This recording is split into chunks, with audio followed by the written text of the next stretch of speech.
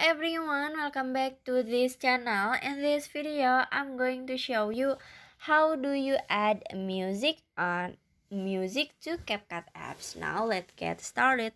First, after you open your CapCut and add the video that you want to edit, if you want to add music to CapCut, so you just click on audio at the bottom, this one, and then in here you can click on sound.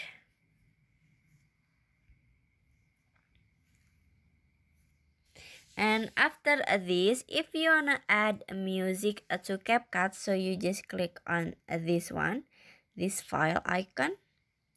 And after this, you can click add from device or extract for a video. So you can, but in here I wanna add from a device.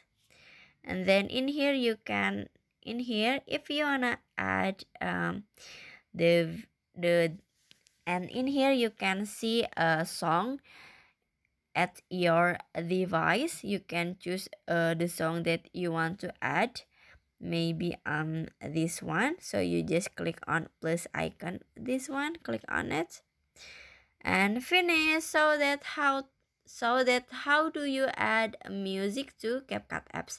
I hope you found this video to be helpful. If you enjoyed the content, please consider like, comment and subscribe down below. Bye bye.